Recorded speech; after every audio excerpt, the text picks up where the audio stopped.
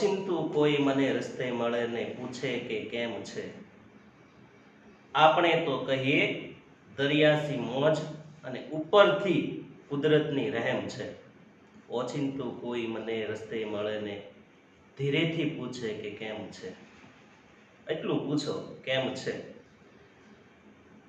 આજના વિડીયો લેક્ચરમાં વિદ્યોદય વિદ્યા સંકુલ વતી હું સંજયભાઈ મકવાણા તમારું બધાનું હાર્દિક સ્વાગત કરું છું. આજે આપણે ભણવાનું છે ધોરણ 11 નો પહેલો પાઠ, અને એમાં પહેલો ટોપિક છે, પહેલો પાઠ છે મનોવિજ્ઞાન એક વિજ્ઞાન. અને એમની અંદર આપણે જે ટોપિક ભણવાનું છે, તો તમે બધા ધ્યાનથી શાંતિથી ભણજો એવી શુભકામના. તો આજના આ લેક્ચરની શરૂઆત આપણે કરીએ.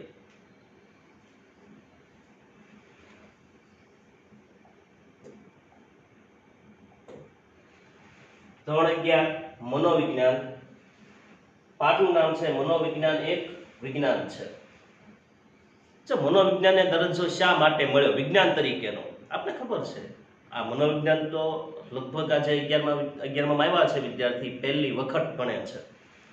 પણ એની સિવાય તે આપણે અઢળક વખત વિજ્ઞાન ભણેલા છીએ, મનોવિજ્ઞાન ક્યારેય ભણ્યા નથી.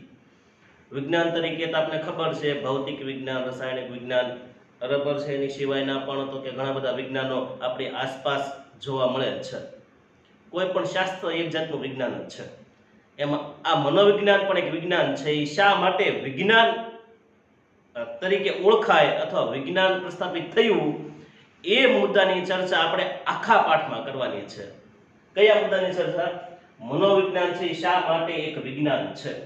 અને તમને ખ્યાલ હોવો જોઈએ વિજ્ઞાન હોય ને, વિજ્ઞાન એ ક્યારે ઉબળક ન હોય, અઠેગઠે ન હાલે.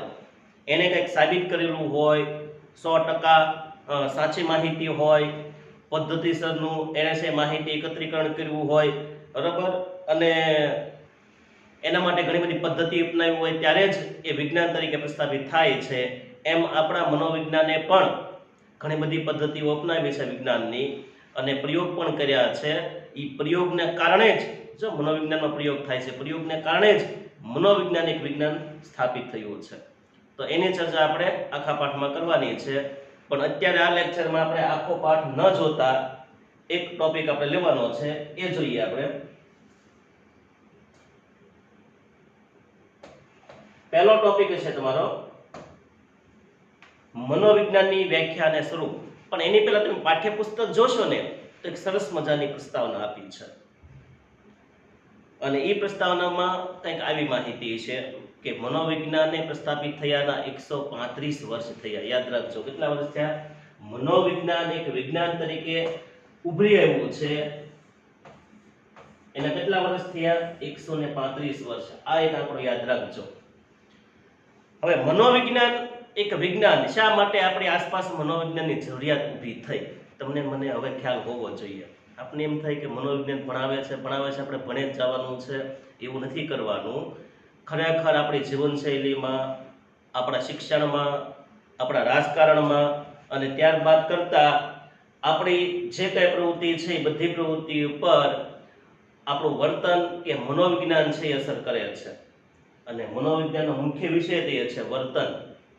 બરાબર? જે તે વ્યક્તિ હોય ઘરે કંઈક અલગ વર્તન હોય, ઓફિસે જાય તો વર્તન અલગ હોય, કોઈ પ્રેમાળ વ્યક્તિ હોય એની સાથે વર્તન અલગ હોય, કોઈની સાથે નફરત હોય, શા માટે નફરત કરે છે. તો આ બધા પાછળનું કારણ મનોવિજ્ઞાન તપાસે છે, અને વર્તનનું વિજ્ઞાન છે. પણ વર્તનના વિજ્ઞાન પહેલાય તે મનોવિજ્ઞાન આત્માનું વિજ્ઞાન હતું, પછી મનોવિજ્ઞાન મનનું વિજ્ઞાન થયું, બરાબર, પછી મનોવિજ્ઞાન છે પાછું વર્તનનું વિજ્ઞાન થયું. આ મનોવિજ્ઞાન છે માણસ સાથે જોડાયેલા અનેક પાસાઓનો અભ્યાસ કરે છે, અને એ તમામ અભ્યાસ આપણે આ પાઠની અંદર કરવાનો છે. હવે આપણે જોઈએ પહેલો ટોપિક, મનોવિજ્ઞાનનો અર્થ અને વ્યાખ્યા અને સ્વરૂપ. મોસ્ટ ટાઈમલી પ્રશ્ન છે. તમને મોટા પ્રશ્ન તરીકે 5 માર્કના પ્રશ્ન તરીકે આ સળંગ બધું પૂછી શકે. એનો અર્થ સમજાવવાનો, વ્યાખ્યા આપવાની, સ્વરૂપ સમજાવવાનું, અને આપણે બધાને ખ્યાલ છે મોટા પ્રશ્નની અંદર જ તે નાના ટૂંકા પ્રશ્ન MCQ 1-2 વાક્યના 2-4 વાક્યના આવી જતા હોય છે. એટલે જે ડાયા હોય, હોશિયાર વિદ્યાર્થી હોય એ મોટા ભાગે છે વ્યવસ્થિત મોટો પ્રશ્ન કરી નાખે એટલે આપોઆપ એની સાથે જોડાયેલા આવા જે નાના નાના પ્રશ્ન છે એને તૈયારી થઈ જાય છે. પહેલું જોઈએ આપણે એનો અર્થ. તો કે મનોવિજ્ઞાનને અંગ્રેજીમાં શું કહેવાય? તો કે બે જગ્યાએ તમને એનો અર્થ સ્પેલિંગ આપ્યો છે, એક અહીંયા અને એક અહીંયા. સ્પેલિંગ એક અટપટો છે, તમે તમારી ભાષામાં ન વાંચતા. હા, ઘણા બાળકડી હોય ને, બાળકશ્રી પ્રમાણે પાછા વાંચતા હોય. અને શું કહેવાય? તો કે સાયકોલોજી. આગળ પ છે એટલે પ બોલે, પણ હકીકતમાં સાયકોલોજી બોલવાનું નથી, એ બોલવાનું છે સાયકોલોજી. અહીંયા પી સાયલેન્ટ રહે છે. અને આપણને ઘણી વખત અંગ્રેજી એટલે સમજાતું નથી, એ ક્યારે કઈ વસ્તુ સાયલેન્ટ રાખી દે સમજાતી જ નથી. સુનામીની અંદર છે આગળ તો આપણે છે સુનામી સાયલેન્ટ રાખવાનું, બાકી ખાલી નામી જ બોલવાનું સુનામી. તો આગળ છે એ ટી બોલાતો નથી, એમ આગળ આ પી છે એ બોલાતો નથી. સ્પેલિંગ લખવામાં આવશે, લીપ એટલે કે બોલવામાં નહીં આવે. એટલે આનો અર્થ થાય છે સાયકોલોજી. જ્યાં શબ્દ લખ્યો છે સાયકોલોજી. ઘણા સ્પેલિંગ એવા છે આપણે આપણી જાતે અલગ તરહથી બોલે, જેમ કે ફ્યુચર નો સ્પેલિંગ FUTUR, તો ઘણા બોલે ફૂટું રે, કારણ કે બાળકની પ્રમાણે શીખ્યા હોય ને. ખરેખર બાળકની પ્રમાણે અંગ્રેજી સ્પેલિંગ મોટાભાગના હોતા જ નથી. આપણે એને છે જાતે યાદ રાખવા પડે છે, અને એને માટે પ્રેક્ટિસ કરવી પડે છે, ત્યારે યાદ રહે છે. એટલે કન્ટારિયસની વેલ્યુ છે અત્યારે ભાવનગરની અંદર અને સૌરાષ્ટ્રની સારામાં સારું તમારે અંગ્રેજી શીખવું હોય, ખાસ કરીને ગ્રામર કે વોકાબ્યુલરી, એટલે અશ્વિનભાઈ પાસે તમારે જવું પડે. મનોવિજ્ઞાન એટલે કે સાયકોલોજી. આ રીતના એને વચાય સાયકોલોજી પૂછાશે. અને આ સ્પેલિંગ તો મોટા ભાગે છે ટેટ ટાટ કે સ્પર્ધાત્મક પરીક્ષામાં પણ સ્પેલિંગ પૂછાઈ ગયેલો છે સાયકોલોજીનો. હારામાં આટીએસ ચડી જાય છે. આ શબ્દ છે કઈ ભાષાનો છે? જો તમે ભૂગોળ ભણશો, અર્થશાસ્ત્ર ભણશો, તો ઈ જે નામ પડ્યું છે એ કઈ ભાષાનું પડ્યું છે એ તમારે પૂછાશે. ફિલોસોફી છે તો ફિલોસોફીમાં ફિલો અને સોફી આવે, બે શબ્દ આવશે, એ કઈ ભાષાના છે એ તમારે યાદ રાખવું પડશે. એમ અહીંયા સાયકોલોજી છે તો એની અંદર બે શબ્દ છે, એક સાયકી અને એક લોગોસ. આ બે શબ્દ ઉપરથી આ શબ્દ બનેલો છે સાયકોલોજી. પણ કયા બે શબ્દ? તો કે સાયકી અને લોગોસ. હવે આ સાયકી અને લોગોસ એ મૂળ કઈ ભાષાના શબ્દ છે? ગ્રીક ભાષાના. આપણે આ પણ યાદ રાખવાનું છે, મોસ્ટ ટાઈમલી છે, ભૂલવાનું નથી. ગ્રીક ભાષાના શબ્દો છે સાયકોલોજી. ગ્રીક ભાષાના સાયકી અને લોગોસ, આ ઉપરથી અંગ્રેજી શબ્દ સાયકોલોજી બન્યો છે. અને આપણે બધાને ફરી વખત આ કંઈક નવો ખ્યાલ ન હોય તો વિકસાવી લેજો કે અંગ્રેજી ભાષા છે એ ગ્રીક અને લેટિન એની ઉપરથી ઉતરી આવી છે. જેનામાં સાયકીનો અર્થ શું થાય છે? સાયકીનો અર્થ થાય છે આત્મા, અને લોગોસ એટલે શું? તો કે વિજ્ઞાન. લોગોસ એટલે વિજ્ઞાન, એટલે આત્માનું વિજ્ઞાન એને શું કહેવાય? મનોવિજ્ઞાન કહેવાય છે. આ આપણે સાયકોલોજીનો અર્થ છે. પણ પછી તો એ આત્માનું વિજ્ઞાન પછી મનનું વિજ્ઞાન નહીં બન્યું હતું. ત્યાર પછી તો કે વર્તનનું વિજ્ઞાન પણ બન્યું છે. એટલે પછી જેમ જેમ સમય વીતતો ગયો, મનોવૈજ્ઞાનિકો પોતે અભ્યાસ કરતા ગયા અને નવી થિયરી આપતા ગયા, એમ મનોવિજ્ઞાનનો અર્થ થોડો થોડો સ્વરૂપ બદલાતું ગયું. 135 વર્ષની અંદર એને ઘણા બધા નામ બદલી નાખ્યા. શરૂઆતમાં શબ્દના અર્થના આધારે મનોવિજ્ઞાન આત્માનું વિજ્ઞાન હતું. આપણે જેમ સાયકોલોજી શબ્દ જોયો એ પ્રમાણે મનોવિજ્ઞાન છે કયું વિજ્ઞાન બની ગયું? આત્માનું વિજ્ઞાન બની ગયું છે. પણ પ્રસ્થાપિત થવાની સફરમાં આત્મા પછી મનોવિજ્ઞાન છે મનનું વિજ્ઞાન બન્યું. પછી મનનું વિજ્ઞાનનું નામ પછાડીને નવું નામ આવ્યું છે, હાલનું અત્યારનું લેટેસ્ટ નામ વર્તનનું વિજ્ઞાન. વર્તનનું વિજ્ઞાન એટલે મનોવિજ્ઞાન. એટલે લેટેસ્ટ નામ પ્રમાણે શું યાદ રાખવાનું છે કે મનોવિજ્ઞાન એટલે વર્તનનું વિજ્ઞાન.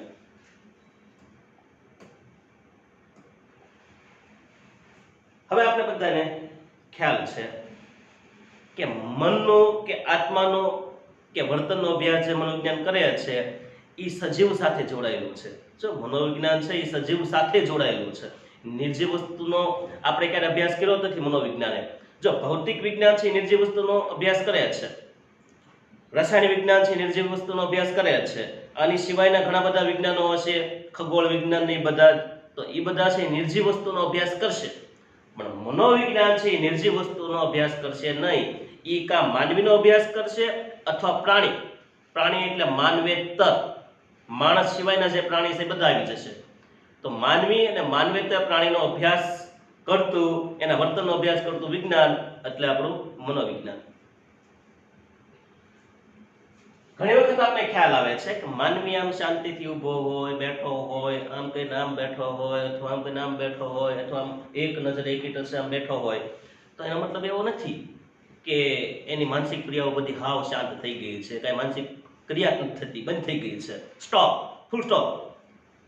પણ માણસ બેઠો હોય, સૂતો હોય, ઘણી વખત ઘસકરાટ ઊંઘમાં હોય ને, તો એની મગજની ક્રિયા શરૂ હોય છે.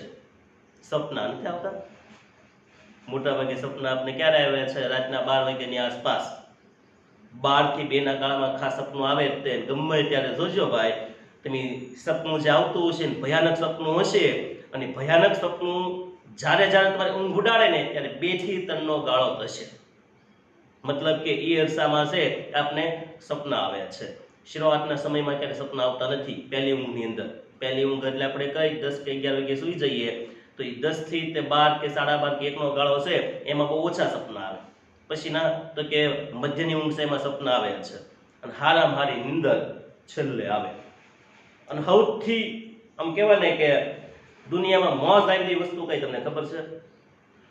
સવારે જાગીએ પછી ઓલી 5 મિનિટ જે હુવા મળે ને, મોજ લાવી દે, એટલી મજા આવે કે 5 મિનિટ હુવા જો ને, એ 5 મિનિટની અંદર દુનિયાની જન્નત તમારી આગળ આવી જાય છે, એટલી મજા આવે. બોલો.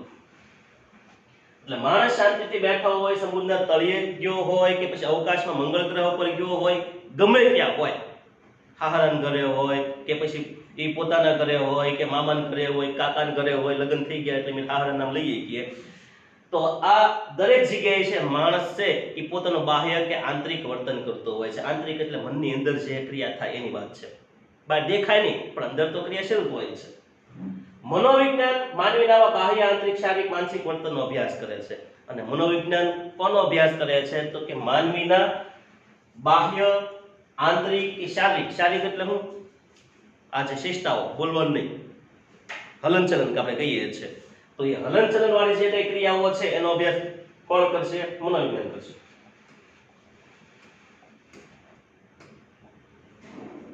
આ થઈ ગયો અર્થ અને સમજૂતી એની. હવે આવશે આપણે વ્યાખ્યા. તો ઘણા બધા મનોવૈજ્ઞાનિકોએ વ્યાખ્યા આપવાની કોશિશ કરી છે. એમાંની એક વ્યાખ્યા છે આપણે સીટી મોર્ગને આપી છે. 2 વા 3 વા લખશો એટલે વ્યાખ્યા પણ યાદ રહી જશે. શું કહે છે? તો કે મનોવિજ્ઞાન માનવી અને પ્રાણીના વર્તનનો અભ્યાસ કરતું વિજ્ઞાન. જો 2 શબ્દ આવ્યા છે, માનવી અને પ્રાણી. કૂતરા પર પ્રયોગ થયા મનોવિજ્ઞાનની અંદર, બિલાડી પર પ્રયોગ થયા, ચિમ્પાન્જી ઉપર, ઉંદર ઉપર, કબૂતર ઉપર, અઢળક પ્રાણીઓ ઉપર પ્રયોગ થયા છે. એટલે માનવીનો અભ્યાસ કરે છે, પ્રાણીનો પણ અભ્યાસ કરે છે. એટલા માટે સીટી મોર્ગની વ્યાખ્યા આપી છે, માનવી અને પ્રાણીના વર્તનનો અભ્યાસ કરતું વિજ્ઞાન એટલે કયું? મનોવિજ્ઞાન. પછીની વ્યાખ્યા આપે છે હિલગાર્ડ અને એટકિન્સને. તો કે માનવીના તમામ માનસિક અને શારીરિક પ્રવૃત્તિઓનો વૈજ્ઞાનિક અભ્યાસ કરવો. ખાલી એમને કે હું વિચારતો હશે એમ પોતાની રીતે નહીં, પણ વૈજ્ઞાનિક દૃષ્ટિકોણથી જે માનવીની માનસિક પ્રવૃત્તિનો અભ્યાસ કરવો એને મનોવિજ્ઞાન કહેવાય છે. આ વ્યાખ્યા આપી છે કોણે? હિલગાર્ડ અને એટકિન્સને.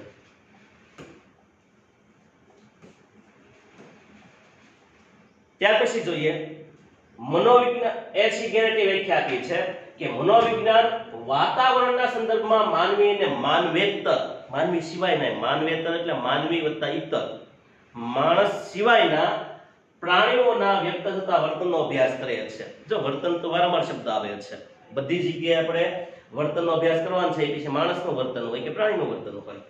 તો આ જે વ્યાખ્યા આપી છે એસી ગેરેટ, અને આપણે ખબર છે કે એસી ગેરેટની વ્યાખ્યા પણ ખોટી માની શકાય નહીં. આપણે વાતાવરણના સંદર્ભમાં જ વર્તન કરીએ છીએ. જેમ કે ઉનાળો હશે તો આપણું વર્તન કેવું હશે? ગરમી હશે, આમ પરસેવાથી રેપઝેબ હશે તો આપણે ગુસ્સો આવે, ઘડીકમાં છે એ મગજ વયો જાય, છટકી જાય, ચોટલી ખીલો થઈ જાય, બને ને? શા માટે? કારણ કે વાતાવરણ એવું છે. એટલે વળી પાછું શિયાળામાં તમને કોઈ બોલાવો તો મજા આવે, કારણ કે ખુશનુમા ઋતુ છે, ગુલાબી ઠંડી પડતી હોય, અને એ સમયમાં આપણો વર્તન કે સ્વભાવ કંઈક અલગ હોય. ચોમાસામાં કંઈક અલગ પ્રકારની આપણી પ્રકૃતિ હોય છે. તો જેવું વાતાવરણ હશે, જેવું ભૂગોળ હશે, એવું આપણું વર્તન હોઈ શકે. ખાસ યાદ રાખજો. ત્યાર પછીની છેલ્લી સર્વસામાન્ય વ્યાખ્યા છે એ આપણે જોઈએ. મનોવિજ્ઞાનને જુદા જુદા સંદર્ભમાં માનસિક પ્રક્રિયાઓ, કારણ કે બધાની માનસિક પ્રક્રિયાઓ સંદર્ભ પ્રમાણે અલગ હોય છે. કોઈ કેવી શાળામાં ભણેલા હોય છે, કેવા પરિવારમાંથી આવતા હોય, કયા સમાજમાંથી આવતા હોય, કયા વિસ્તારમાંથી આવે છે, હાવ સ્લમ વિસ્તારમાંથી આવે છે, ગામડામાંથી આવે, શહેરી વાતાવરણ કે મેગા સિટીમાંથી આવતા હોય. અમારે બુદ્ધિશભાઈ અને તુલસીભાઈ અમારા સ્ટાફની અંદર એનું ગામ મોરચંદ, અને મોરચંદને તો એ પોતે મેગા સિટી કે હું કે મને ગમે ત્યારે કે આમંત્રણ આપે સાહેબ અમારે મોરચંદ મેગા સિટીમાં આવજો. તો મેગા સિટી એટલે આપણે જે મેટ્રો સિટી કહીએ છીએ, અમદાવાદ ને દિલ્હી, મુંબઈ એવા શહેરની વાત છે.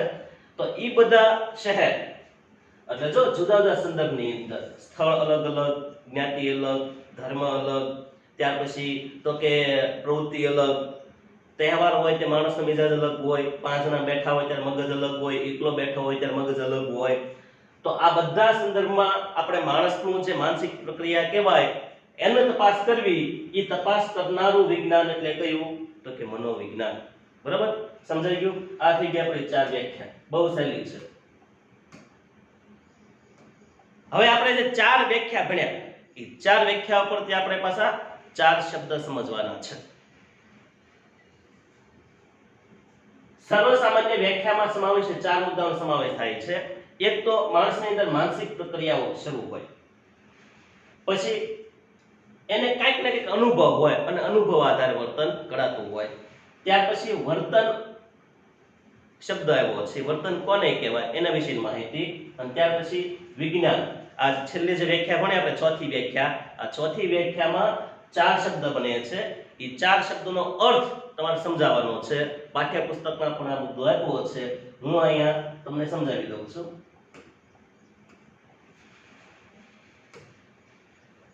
પહેલો મુદ્દો છે માનસિક પ્રક્રિયાઓ. તો કે આપણે બધાને ખ્યાલ છે માણસ, હમણાં જ વાત થઈ કે ભાઈ અવકાશ ઉપર હોય કે પછી છે જળ મધ્ય એટલે કે સમુદ્ર તળિયે હોય, ગમે ત્યાં હોય, છેલ્લે ભાઈ કે સૂતો હોય તોય ભલે, ખાતો હોય તોય ભલે, ગમે એ પોઝિશનમાં હોય એની માનસિક પ્રક્રિયાઓ હંમેશા શરૂ રહે છે. ક્યારેય બદલાતી નથી, ક્યારે બંધ ન થાય. સવારે જાગે છે ત્યાંથી લઈને સૂવે છે, સપનામાં પણ સૂતો હોય તોય તે માનસિક ક્રિયાઓ તો શરૂ રહે છે.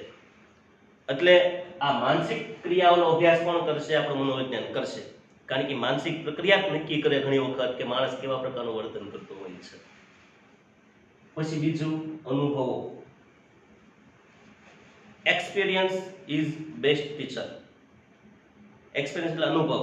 અનુભવ જ મોટો શિક્ષક છે. હું તો હાવ નાનો છું 25 ગ્રામ, પણ અનુભવ છે એ સૌથી મોટો શિક્ષક છે.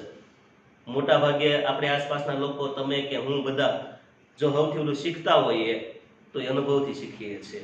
અને આપણી ઠોકર પણ આપણે ઘણું બધું શીખવાડે છે. એટલે રસ્તામાં પડેલો પથ્થર હોય, ઠેસ વાગે છે, એમાંથી આપણે શીખી શકાય છે. કોણ કહે છે બદામ ખાવાથી બુદ્ધિ આવે? કોણ કહે છે બદામ ખાવાથી બુદ્ધિ આવે? લોકો તો ઠોકરો ખાઈ પણ શીખે છે, બદામ તો ખાતા જ નથી. બદામથી બુદ્ધિ નથી આવતી. ખરેખર બુદ્ધિ ક્યારે આવે? ઠોકર ખાવાથી આવે છે. અનુભવ. ત્યાર પછી આપણે શીખીએ વર્તન. અનુભવ આપણે જોઈ લીધું, હવે આપણે જોઈએ વર્તન. તો કે વર્તન એટલે શું? તો કે ઉદ્દીપક પ્રત્યે અપાતી જે પ્રતિક્રિયાને વર્તન કહેવાય છે. દરેક માણસનું વર્તન અલગ હોય. જેવી સ્થિતિ, પરિસ્થિતિ, સમાજ, જ્ઞાતિ, ધર્મ, રાજ્ય, પ્રદેશ, શહેર, ગામડું જે કાંઈ છે એવું એનું વર્તન હશે. તો શહેરમાં હશે તેવું વર્તન હશે, ગ્રામ્ય હશે તેવું વર્તન હશે, મેગા સિટીમાં હશે તો એ પ્રકારનું વર્તન હશે. કદાચ ગામડામાંથી ગયો હશે તો 2-5 દિવસ કે વર્ષ દિવસની અંદર પણ જે તે ગામડાના વ્યક્તિનું વર્તન તો શહેરમાં જઈને બદલાઈ જાય છે. ભાષા બદલાય તો પણ આપણે ખ્યાલ છે કે વર્તન બદલાતું હોય છે. ત્યાર પછી આપણે જોઈએ વિજ્ઞાન. જો વર્તનમાં એક ખાસ મુદ્દો તો કહેતા ભૂલી ગયો કે વર્તનની વ્યાખ્યા શું? તો ઉદ્દીપક પ્રત્યે અપાતી પ્રતિક્રિયા કોને કહેવાય? દાખલા તરીકે ભાઈ હાથમાં ચપ્પન લઈને મુઠ્ઠી વાળેલી છે અને ફાસ્ટ જાય છે, જીતતો તો હું દોડે એટલી સ્પીડે જાય છે, અતિરેક છે પણ હાલી જાય જોક સ્ટાઈલ છે એટલે. અને પાછળ જોયું તો ડાગ્યો કૂતરો ખોહર્યું ને એવો આઉ કરીને ખૂણામાંથી આગળથી બસતું હોય, કોઈ ટોળામાં જાય નહીં, ઢીંગાણે ચડે નહીં, એવા ખવડિયાની વાત નથી, પણ ડાગ્યો કૂતરો પાછળ અને આગળ ઓલા ભાઈ બાગડસક જાય છે. તો એની અંદર આપણે જોવા મળે છે આ વ્યાખ્યા ઉદ્દીપક અને એ પ્રત્યે અપાતી પ્રતિક્રિયા. તો માણસ કોના કારણે દોડે છે? કૂતરાના કારણે. એટલે કૂતરો એ ઉદ્દીપક છે અને કૂતરું પાછળ પડ્યું તો માણસે શું પ્રતિક્રિયા આપી? ભાગ્યો. તો માણસે ભાગવાની પ્રતિક્રિયા આપી છે, તે વર્તન થયું છે કોના કારણે? કૂતરાના કારણે. એટલે કૂતરો ઉદ્દીપક, એટલે ઉદ્દીપક પ્રત્યે અપાતી પ્રતિક્રિયા, એ પ્રતિક્રિયાને વર્તન કહેવાય. ઓકે, મનોવિજ્ઞાનનો મુખ્ય વિષય એ છે ભાઈ કે વર્તન. માણસનું વર્તન હોય કે પ્રાણીનું વર્તન હોય એનો અભ્યાસ કરતું વિજ્ઞાન એટલે મનોવિજ્ઞાન છે. એટલે મનોવિજ્ઞાનમાં વર્તનનો અભ્યાસ થાય છે.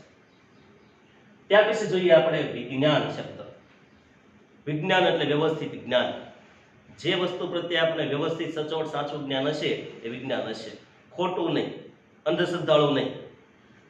મનોવિજ્ઞાન પણ એક વિજ્ઞાન છે. શા માટે? કારણ કે મનોવિજ્ઞાન વિજ્ઞાનની જેમ જ તે પ્રયોગનો ઉપયોગ કરે છે, વ્યવસ્થિત જ્ઞાન એકત્રિત કરે છે, માહિતી એકત્રીકરણ કરે છે, એની પર પૃથ્થકરણ કરે છે અને પછી છેલ્લે નિર્ણય લે છે. એટલા માટે મનોવિજ્ઞાન છે એક વિજ્ઞાન છે. અને વિજ્ઞાનની અંદર મુખ્ય 4 લક્ષણો હોય. એ 4 લક્ષણો હોય તો તે વિજ્ઞાન કહેવાય. કયા 4 લક્ષણ? તો કે પુનરાવર્તન. ખાસ યાદ રાખજો, પૂછાય એવો પ્રશ્ન છે કે વિજ્ઞાનના લક્ષણો જણાવો. 4 લક્ષણો છે, બીજા પાઠમાં તો આવશે જ તે ફરી વખત. એક તો પુનરાવર્તન. એકવાર પ્રયોગ થયો તો જે પરિણામ આવ્યું એ બીજી વાર પ્રયોગ કરો તો એ પરિણામ આવવું જોઈએ. પછી દર વખતે અલગ અલગ પરિણામ આવે તો પ્રયોગ ન કરે, એ સફળ પ્રયોગ ન કહેવાય. એટલે વારંવાર જે એકવાર પરિણામ આવ્યું છે પરિણામનું વારંવાર આવવું એને શું કહેવાય? પુનરાવર્તન કહેવાય. અને પ્રયોગકારે એકવાર કરો અને જે થઈ જાય પ્રયોગ નહીં, તમારે વારંવાર ચકાસવું પડે પછી જ નક્કી થાય છે. કોરોનાની રસી જે આપે છે તો પહેલા એ કઈ એક જણાને આપીને સાબિત ન કરે, એ 10, 20, 25 કે આવા જે નમૂના હોય છે બરાબર, એની ઉપર એનો પ્રયોગ થાય છે. પછી આવશે પરિવર્તન. જેની ઉપર પ્રયોગ કરો છો એની પરિવર્તન થવું જોઈએ. એ પરિવર્તન થાય તો જ એ પ્રયોગ કહેવાય, નહીતર પ્રયોગ કહેવાય નહીં. ઓલું કે એસિડ બેઝ ને ક્ષારનો આવે છે, ભૂરા લિટમસ પેપરને લાલ બનાવે છે, લાલને ભૂરો બનાવે છે. એ જો એમાં તે શું થાય છે? પરિવર્તન થાય છે. પરિવર્તન થાય તો લિટમસ પેપરનો પ્રયોગ સાબિત થાય, નહીતર થાય નહીં. પછી આવશે નિયંત્રણ. પ્રયોગ હોય નિયંત્રણ હોય. તે નિયંત્રણ એટલે શું? તો કે જે પ્રયોગ કરવાનો છે એને પણ નિયંત્રણ રાખવાનું છે અને બાકી જે પરિબળો નડતા હોય, ખોટું પરિણામ ઊભા કરતા હોય એને પણ નિયંત્રણમાં રાખવાના છે. તો પ્રયોગ દરમિયાન નિયંત્રણનું મહત્વ છે. આપણા મનોવિજ્ઞાનમાં કૂતરા પર પાવલોવે પ્રયોગ કર્યો છે તો કૂતરાને પણ એની સ્થિતિમાં નિયંત્રણ રાખવા પડે છે. નકર તો ગોતવા જવો પડે, 5 જણા ઈ હગડ રાખવાના. જો નિયંત્રણ ન રહે તો પ્રયોગ જ ન થાય. એ જ રીતના વિજ્ઞાન હોય કે કોઈ પણ વિજ્ઞાન હોય, સારા વિજ્ઞાન હોય, એને પણ અમુક બાબતનું નિયંત્રણ જરૂરી છે. વસ્તુલક્ષિતા. જે છે તેવું વર્ણવવું એને વસ્તુલક્ષિતા કહેવાય છે. જેવું છે તેવું જ વર્ણવવું એને વસ્તુલક્ષિતા કહેવાય છે. મનોવિજ્ઞાન હોય વિજ્ઞાન હોય એ પણ જે છે એ તમને વર્ણવશે. એટલા માટે મનોવિજ્ઞાનની વિજ્ઞાન છે, કારણ કે વિજ્ઞાનના 4 લક્ષણ આપણા મનોવિજ્ઞાનને લાગુ પડે છે. તો આ થઈ ગયું વિજ્ઞાનના 4 લક્ષણ. અને આપણો એક મુદ્દો પૂરો. મનોવિજ્ઞાનની વ્યાખ્યા અને વ્યાખ્યા ઉપરથી આપણે પાછા 4 શબ્દ ભણ્યા. એટલે આમ ગણો તો તમારા પાઠ્યપુસ્તકનું અત્યારે આપણે 1.5 થી 2 જેવા પાના આપણે ભણી લીધા છે. હવે જે ભણવાનો છે એ મુદ્દો ખાસ સમજાય કે આ વિડિયો જોવાનો આપણો તો એક જ ઉસૂલ છે ભાઈ. પછી તમને એમ થાય કે ઘડીક ફ્રેશ થવું છે, ઘડીક સ્ટોપ આપી દો, પછી પાછા ફ્રેશ જઈને વિડિયો જોવો. આ રીતના જોશો એટલે કાંઈ વાંધો નહીં આવે.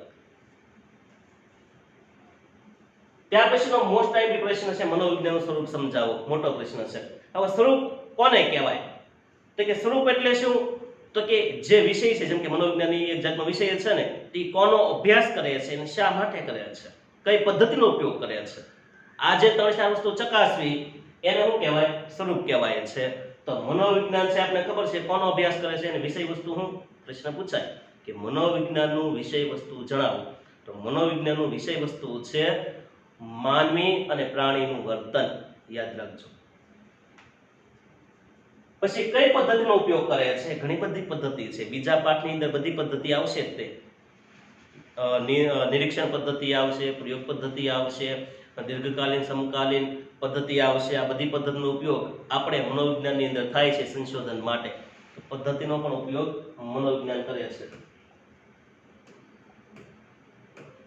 હવે મનોવિજ્ઞાનનું સ્વરૂપ સમજવું હોય એના માટે તમારે 4 મુદ્દા યાદ રાખવાના એટલે આ તમારો 5 માર્કનો પ્રશ્ન ક્લિયર કયા 4 મુદ્દા છે ખાસ જોજો તો કે મનોવિજ્ઞાન વિજ્ઞાન છે મનોવિજ્ઞાન પ્રાકૃતિક વિજ્ઞાન છે મનોવિજ્ઞાન સામાજિક વિજ્ઞાન છે મનોવિજ્ઞાન વાર્તનિક વિજ્ઞાન છે આ 4 મુદ્દા ક્લિયર હોવા જોઈએ એટલે આપણે આ વિષય વસ્તુ કમ્પ્લીટ એટલે કે આપણું સ્વરૂપ કમ્પ્લીટ હવે મનોવિજ્ઞાન વિજ્ઞાન છે શા માટે વિજ્ઞાન છે આપણે સમજાવવાનું છે આ મુદ્દાની અંદર કે મનોવિજ્ઞાન શા માટે વિજ્ઞાન છે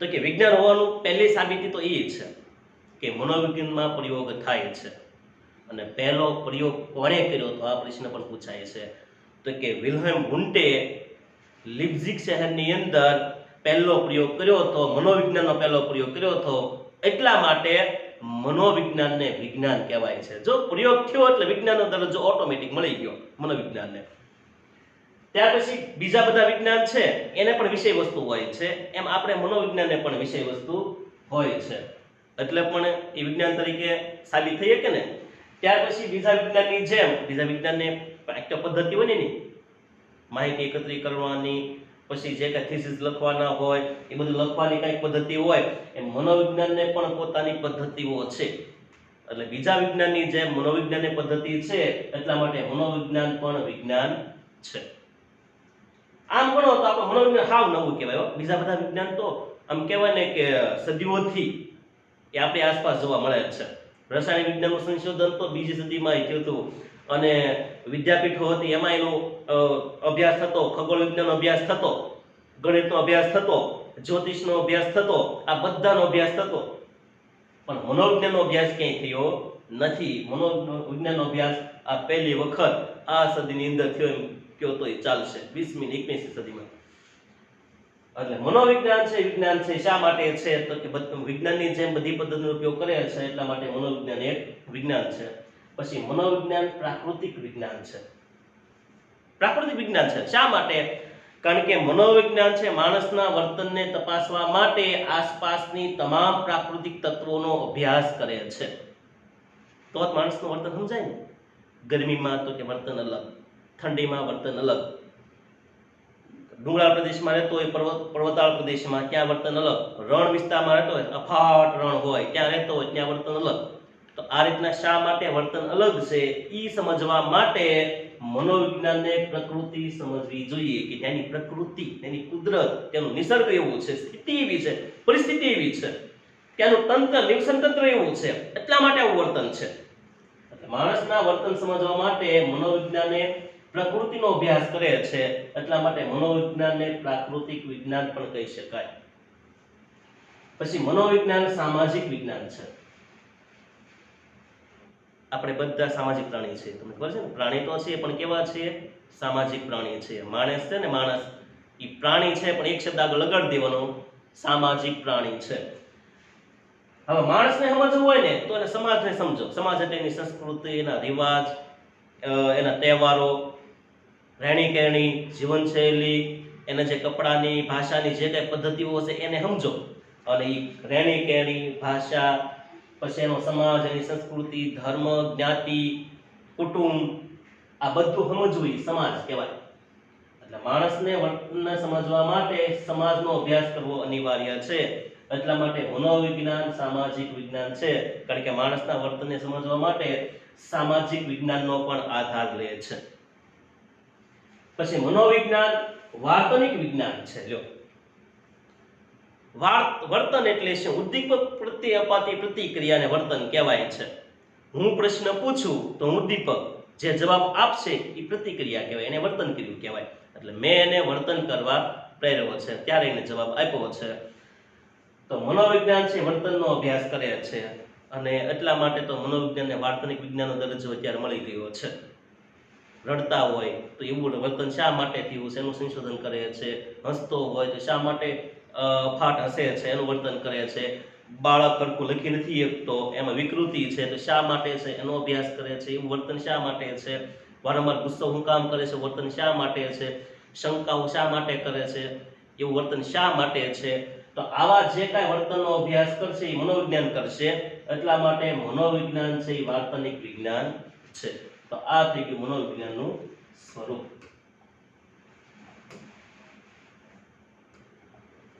પહેલો મુદ્દો આપણે જોયો કે મનોવૈજ્ઞાનિક વિજ્ઞાન છે. ફરી વખત ખાલી ટૂંકું ટચ હવે તો કે 1879 માં તારીખ યાદ કરજો. હવે 1879 માં જર્મનીમાં લીપ્ઝિગ શહેરની અંદર વિલેમ હુન્ટ દ્વારા પ્રથમ પ્રયોગશાળા શરૂ કરવામાં આવી હતી. એટલે મોસ્ટ આઈપી એમસીક્યુ એક બે વાક્યનો બનશે અને પ્રયોગશાળા સ્થાપી અને પ્રયોગ થયો એટલા માટે વિજ્ઞાનનો દરજ્જો તો પહેલા મળી ગયો.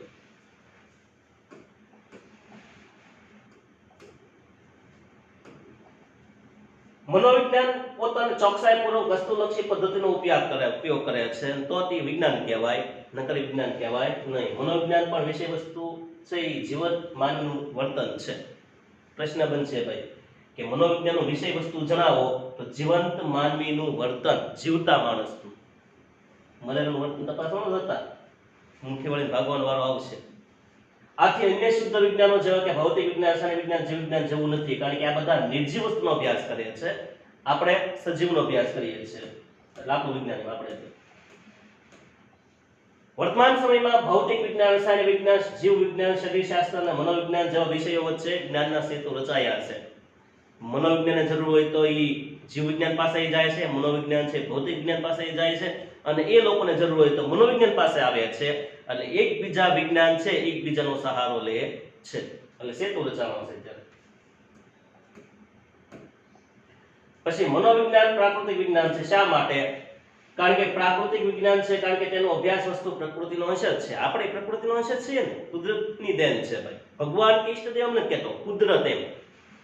મનોવિજ્ઞાન માનવી અને પ્રાણીના વર્તનનો અભ્યાસ કરે છે. સજીવ તંત્રનું કુદરતી વર્તનનો જ અંશ છે. એ માણસ હોય કે પ્રાણી હોય કુદરતનો અંશ છે.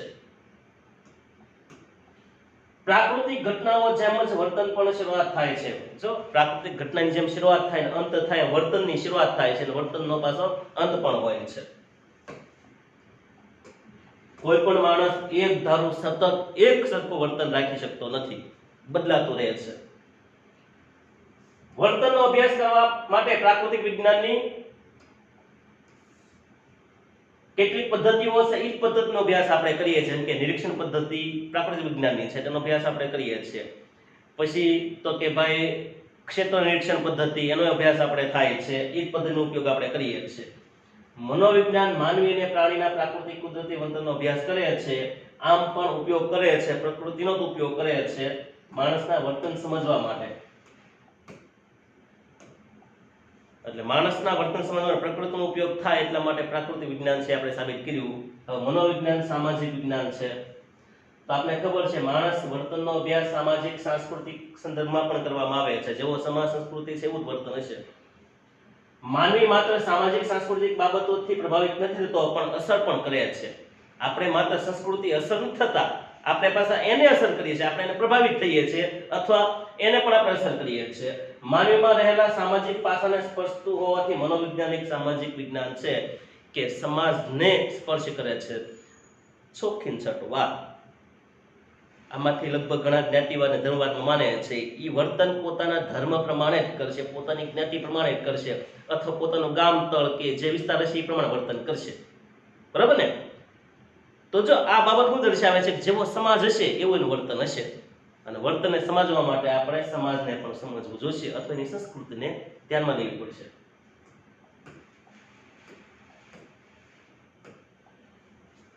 આમ માનવીના વ્યક્તિગત અને સામૂહિક વર્તનને સમજવાનો પ્રયાસ કરશે. દાખલા તરીકે ઉદાહરણ આપ્યું છે ગુજરાતના અમદાવાદ કે વડોદરા જેવા શહેરમાં ઉછરેલી યુવતીના વર્તન અને બિહાર કે મધ્યપ્રદેશમાં જે યુવતી રહેતી હોય એનું વર્તન બેનું અલગ હશે. કારણ કે એની સંસ્કૃતિ અલગ છે બિહારની, આપણે ગુજરાતની સંસ્કૃતિ અલગ છે.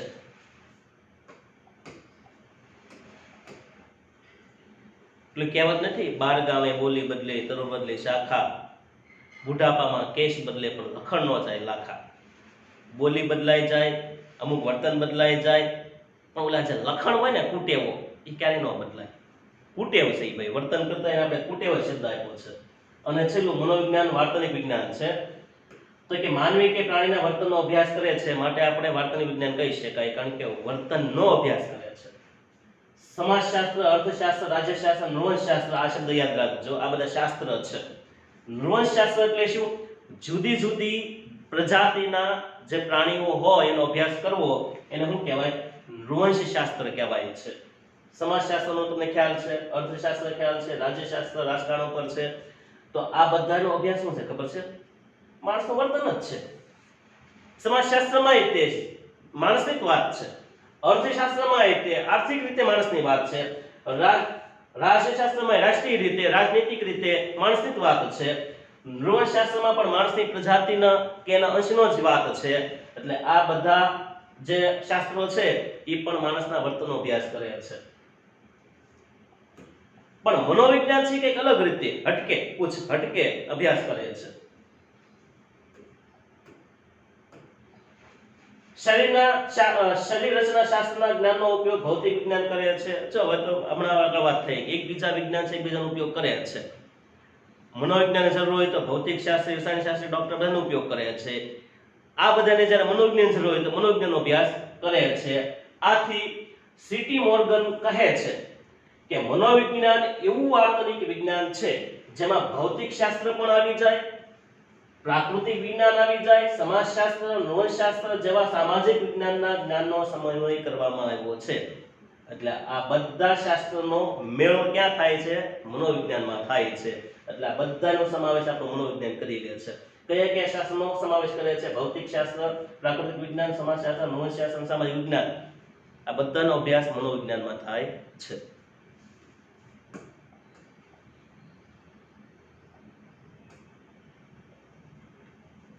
આ થઈ ગયો આપણો મનોવિજ્ઞાનની વિષય વસ્તુ અથવા એનું સ્વરૂપ. આ લેક્ચર આપણે અત્યારે પૂર્ણ કરીએ છીએ. જો મજા આવ્યું હોય તો મિત્રોને શેર કરજો, લાઇકનું બટન આપ્યું છે તે પણ દબાવજો, વત્તા બેલ આઇકન સબસ્ક્રાઇબ કરવાનું ભૂલતા નહીં, નોટિફિકેશન મળે છે એટલે. બરાબર? ઓકે, તો આ લેક્ચર આપણે પૂર્ણ કરીએ. ત્યાં સુધી સંજયભાઈના જય હિન્દ, જય ભારત.